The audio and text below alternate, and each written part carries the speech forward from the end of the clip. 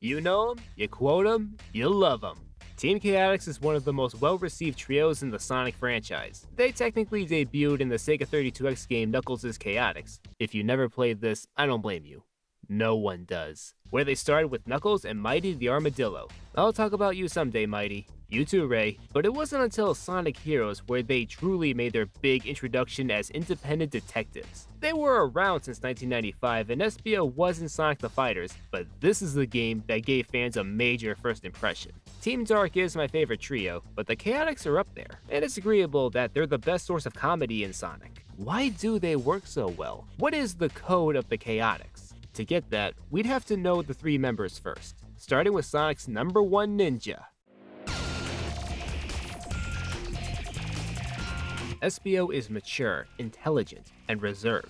This makes him sound like Knuckles or Shadow. You wouldn't think of him as comic relief, and nothing about Espio on his own is funny, but that's his contribution to the team. Espio is the voice of reason who keeps the group focused. You can't have everyone being a comedian. He brings a balance to the dynamic. It makes sense for him to be so stoic since he's a ninja. He throws shuriken and kunai, not an actual throwing weapon, but we're going with it. He uses camouflage, and he wears arm bracers that he could be using to store small weapons and tools inside. As no nonsense as he seems, he goes along with his buddies and their antics, and has a few funny moments himself. Espio also works well with other characters, like Shadow. Eggman plays mind games with him during his identity crisis, and Espio helps him get composed. There's nothing to tell, Shadow. You have no past. What? Don't listen to him. He's just trying to trick you. You've got to focus. Destroy him and let's get out of here.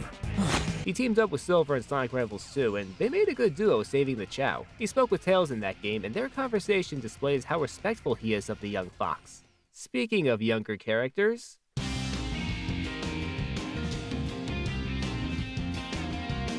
I already defended Charmy in an earlier episode, but there's still more to say. He's the polar opposite of Espio. Quiet and mature, he is not. Being the baby of the Chaotix, he's impulsive and quick to have fun. He's the team's source of vigor. Without him, it'd be way too calm and dry. It wouldn't hurt to have an excitable child in the group to maintain the flow. It was his impulsiveness that unlocked the video of Gerald Robotnik in Shadow the Hedgehog's last story. While he can be annoying sometimes, we shouldn't overlook how loyal and admiring he is to his elders. He does look up to Espio and Vector. He's the kind of impressionable young boy who repeats what the popular guys say. At this rate, the entire day will be wasted. Yeah!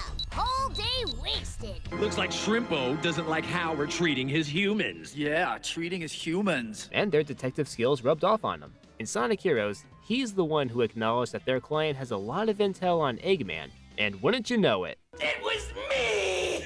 I like Charmy, always lending a hand and acting as the hype man. Now for the main man himself. The leader of the Chaotix, Vector is the muscle and karma collector. He's one of the most colorful, fun Sonic characters with his attire backing that up. Headphones, a gold chain, bulky wristbands, I'd so wear them. He spits music notes as an attack and he uses bubblegum to glide and fight robots. Put him on the logo of Bubblegum instead of Floyd D. Duck. He's the tall, friendly guy everybody loves, complimenting his comrades, giving advice to people when they're depressed, and he loves to dance.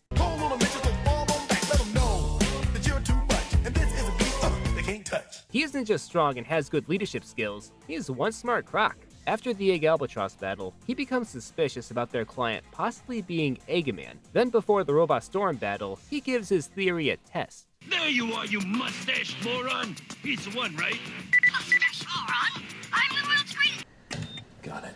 Vector isn't as serious as Espio or as hyper as Charmy, but he has shades of both, so it isn't far-fetched for him to be as zany as Charmy and quick to get down to business as Espio is. I think that's why he talks to both of them much more than Espio and Charmy talk to each other. Yeah, have you noticed that these two don't chat with each other that often? Now that we know all three, how do they work as a whole?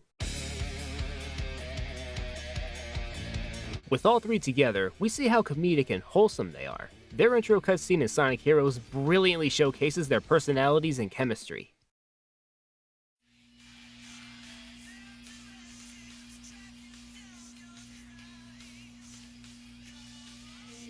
It's here! Yeah! Whoa!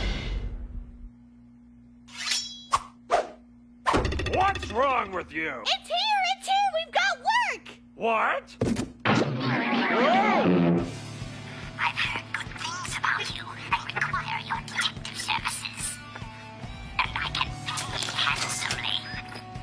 I've got a bad feeling about this. Espio, don't be silly. Besides, you know our policy. We never turn down work that pays. Yeah, you know our policy. Come on, boys. Let's go. Yes, sir. Roger.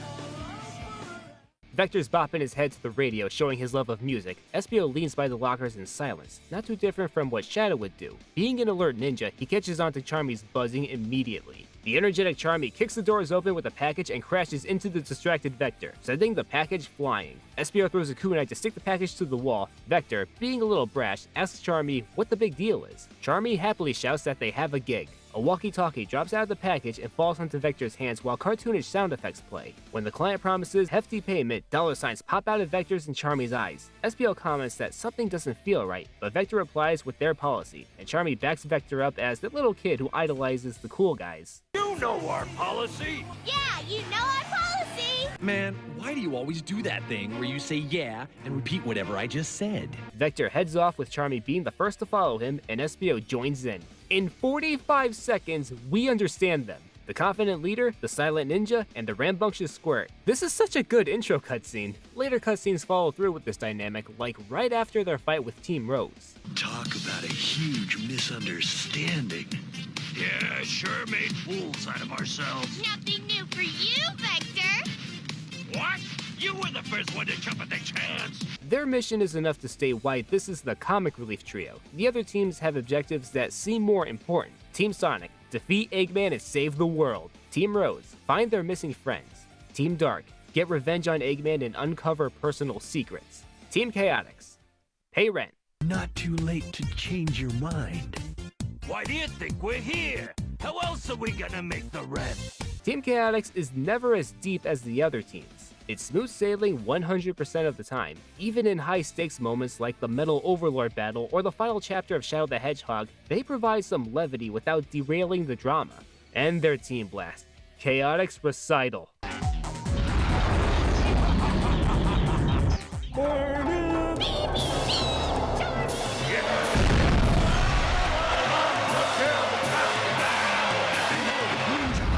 Espio's playing a shamisen, Charmy's on a drum, and Vector's singing.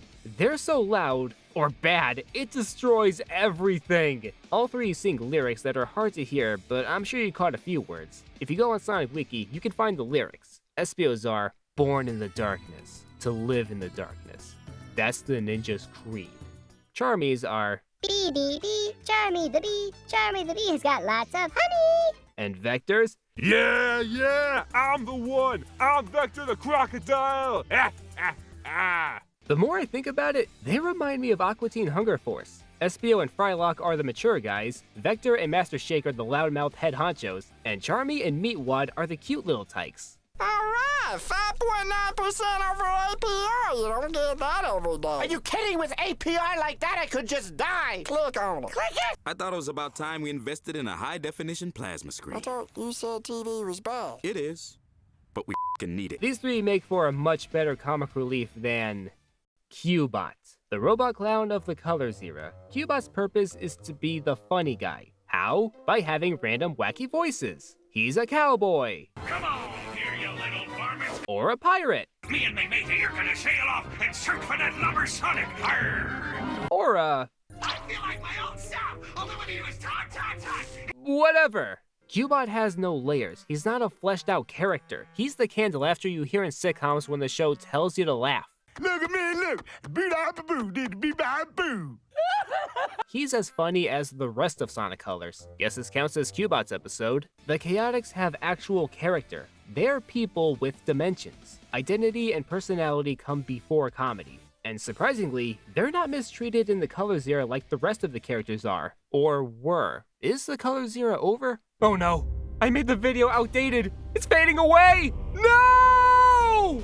This is indeed a disturbing universe. They were written consistently similar to the way they were in the 2000s, and they stick together. Except when Vector ditches them in Sonic Free Riders. Raider! And again in Team Sonic Racing. But outside of those two games, the three are together, and they were never annoying. I can't think of a moment where they got on my nerves. Blaze has the reward for being the least ruined character in the Colors era, but the Chaotix are close to that. Let's give them the second place trophy. I love Team Chaotix, and I am so down for them being more involved, both in narrative and gameplay. Charmy's one of the least playable characters. I'd play as him again. Espio can utilize ninjutsu more. I got a kick out of the stealth missions and heroes. And Vector has the most creative moveset with bubblegum and music that we haven't seen in a while. If they're back in full force, I'm coming along for the ride. Thanks for watching. Please like, subscribe, hit that bell icon, and feel free to comment what you think about Team Chaotix. Till next time.